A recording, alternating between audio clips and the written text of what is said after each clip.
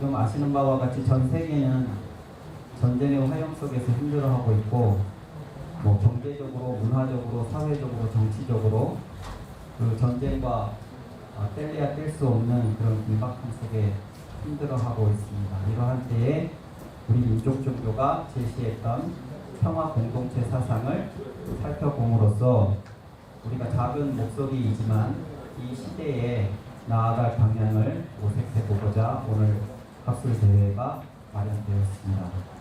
그 첫 번째 시간은 민족 종교의 비전 평화 사상과 세계사적 의의라는 주제의 기조 강연인데요.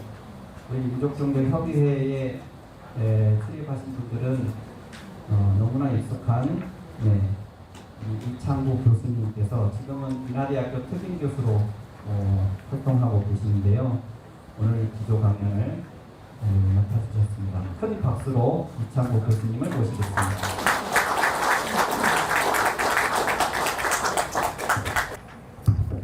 네, 소개받은 이창구입니다. 반갑습니다. 오늘 민족종교의 평화 사상인데 제가 비전이라는 말을 넣습니다. 왜냐하면 요즘 평화를 위해서 전쟁을 할 수 있다라는 이런 것이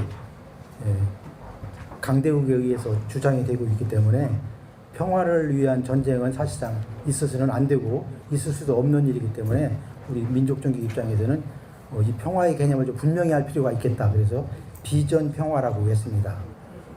그렇죠. 우리는 평화를 위해서 전쟁을 할 수 없죠. 이것을 우리 분명히 해야 오늘의 학술 세미나의 주제가 맞을 것 같습니다. 오늘 주제는 광화문, 그 다음 BTS, 아리랑, 홍익인가. 제가 압축해서 말씀을 드릴게요. 광화문, 근데 BTS, 아리랑을 왜 얘기할까? 또 거기에 연관해서 홍익인가를 왜 얘기할까? 나머지 부분은 이제 우리 뒤에 계신 교수님들이 말씀해 주실 텐데요. 광화문 하면 이제 빛이죠. 광화가 이제 여기 있는 대로 여기 서전이라는 사서삼경의 하나인 서전에 광피사표 화금만방이라는 게 유명한 귀절이에요. 거기서 한 글자씩 따가지고 광화문이라고 했어요. 그러니까 이제 옛날 이 표현을 보면은 그 천자의 그 은혜, 은덕을 그 빛에 비유해서 설명을 한 얘기인데요. 아무튼 광화문은 빛의 광장입니다. 그런데 거기서 이제 BTS가 아리랑을 불렀어요. 아리랑 노래는 수수천 년 동안 하고 전해온 건데 왜 BTS가 아리랑을 했을까? 이게 어떤 의미가 있을까? 지금 이 BTS 아리랑 지난 3월 21일 날 공개된 이후에 세계에서 아리랑을 조회해서 들은 사람들이 얼마 정도 될까요? 얼마 정도요? 모르세요? 네? 3억? 38억이에요.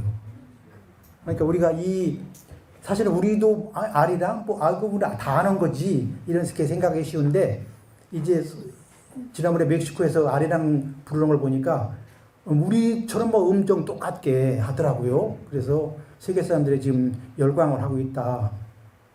그런데 사실 세계 사람이 그렇게 열광을 하고 있는데 우리한테 아리랑이 무슨 뜻입니까? 정작 우리한테 물으면 뭐지? 왜 아리랑에 대해서 정의를 내린 사람들이 수백 명 되기 때문에 뭐라고 답변을 못 하는 거예요. 우리가 태극기가 있지만 태극기가 뜻이 뭐예요? 물으면 우리는 늘 대하는 태극기지만 외국 사람이 물으면 우리는 또 대답을 못 해요. 왜? 이미 태극기가 우리 몸속에 들어와 있기 때문에 그런 거에 대해서 깊이 생각을 안 하고 있거든요. 아리랑도 마찬가지예요. 우리 다 아는 거기 때문에 깊이 생각 안 해도 그냥 느낌으로 그냥 어디 가나 아리랑 노래만 들으면 그냥 눈물이 나고 감동이 오고 이런 거지. 저걸 설명을 하나 이렇게 하기 때문에. 그런데 이제는 우리가 대비를 해야 되죠. 태극기는 무슨 뜻이야? 그럼 우리가 일러줘야 되죠. 아리랑이 무슨 뜻이야? 이런 뜻이야. 이렇게 일러줘야 되는데 아직 우리가 그런 거에 대한 준비가 안 돼 있어요. 그냥 BTS라는 7사람. 나는 BTS 볼 때마다 저 북두칠성 같아요. BTS 이거 움직이는 게. 그런 힘이 아니라면 어떻게 38억한테 이 아리랑을 들려줄 수 있을까?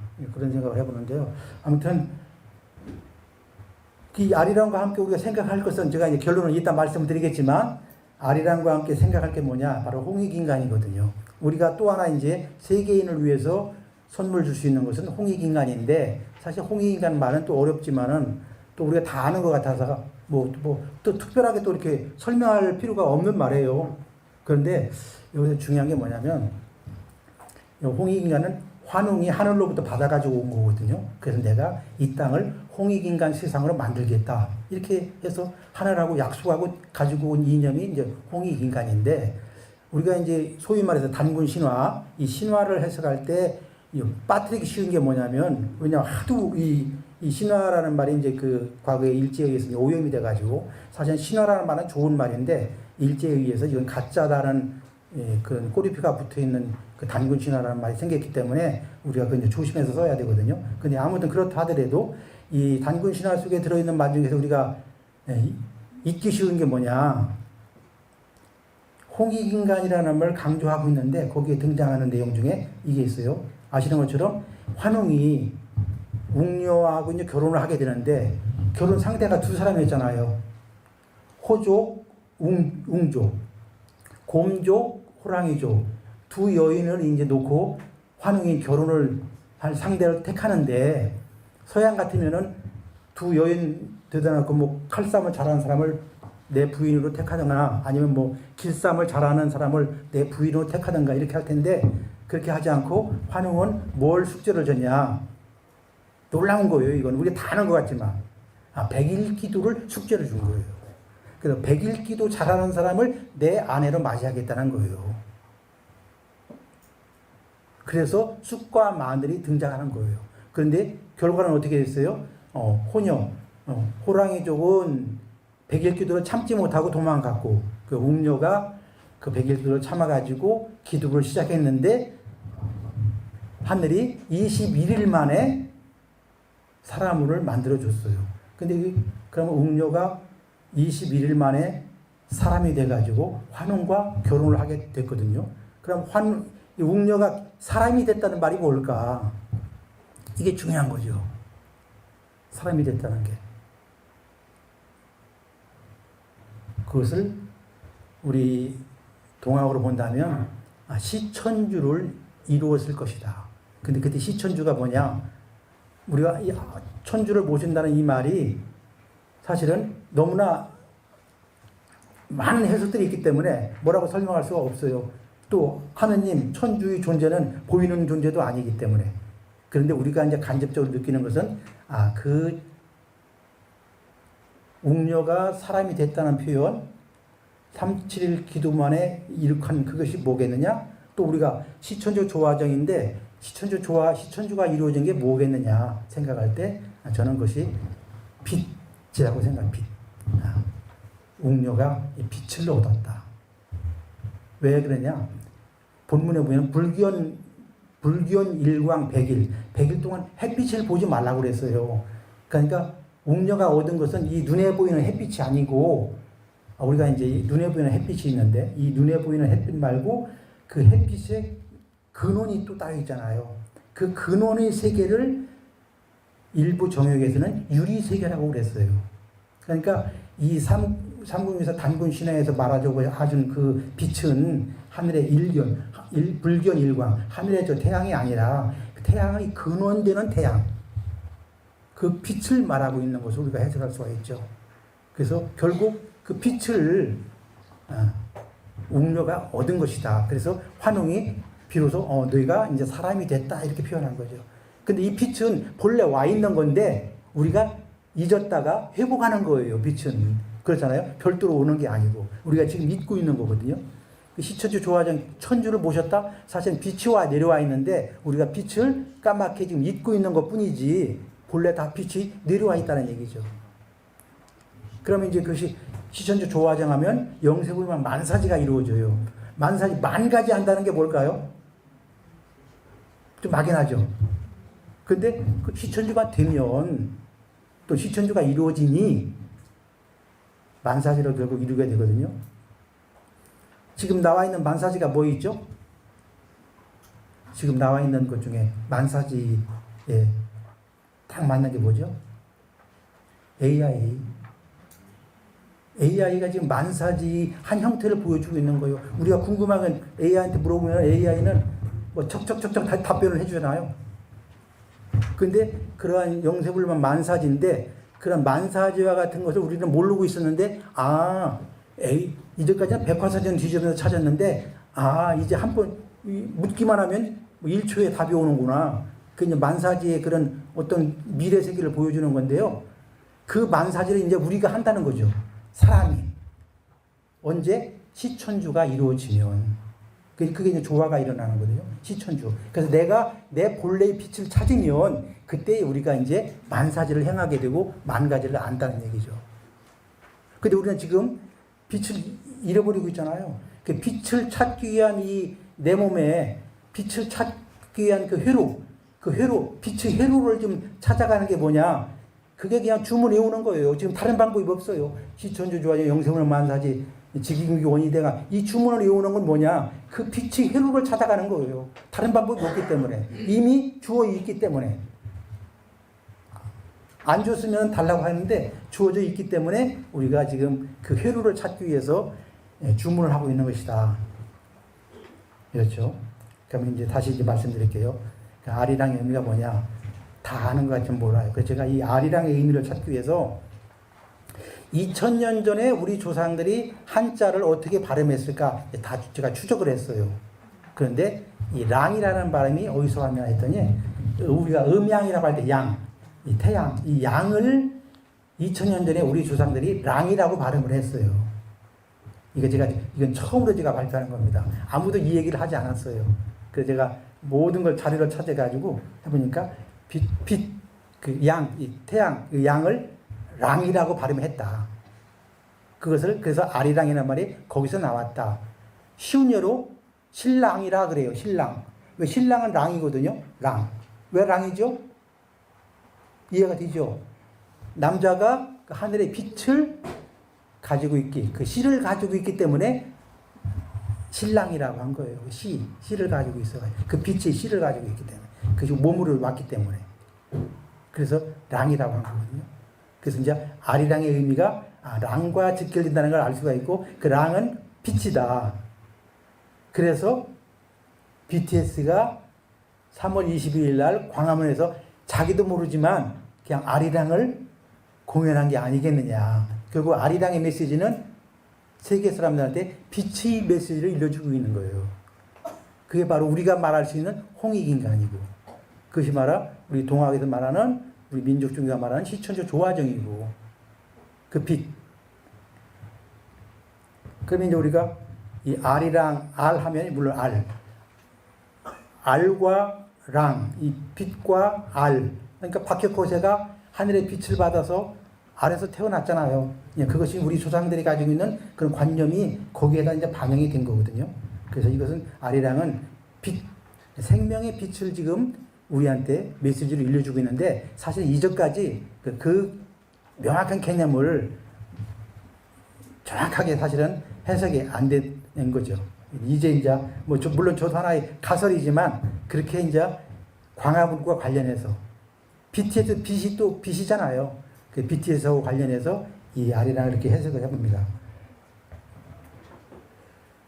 그러면 이제 우리가 이걸 아리랑 이제 세계 사람들한테 정말 이제 아리랑이 바로 빛이다. 한국 사람들이 과거로부터 지금까지 빛을 숭상해 왔는데 그것은 물론 단순하게 눈에 보이는 태양 빛이 아니라 저 근원 세계에 있는 빛을 우리 조상들은 알았다. 그래서 또 우리가 그것을 유리 세계라고 했고 그 유리 세계에 있는 태양을 특별히 유리 태양이라고 해왔어요.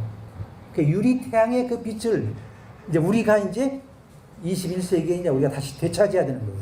그걸 누가 먼저 하느냐? 우리 민족이 한번 먼저 해보자 이거죠. 왜 인류가 38억 명이 아리랑 노래를 불렀겠어요? 그냥 우리 전통 민요니까 흥겹게 춤추라?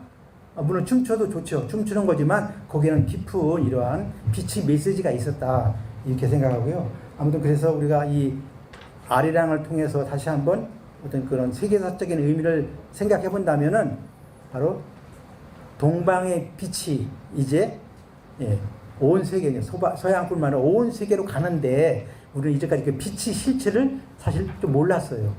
예. 빛의 실체. 그것이 이제 아리랑을 통해서, 아리랑의 노래를 통해서 온 세계 사람에 이제 전달이 되는 건데요. 예.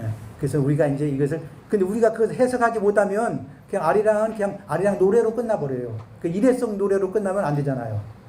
그래서 이 노래가 정말 우리 살아있는 우리 민족의 혼이 담겨 있는 노래, 또 빛이 실려 있는 노래. 그래서 우리가 그 본래의 빛을 회복하는 노래.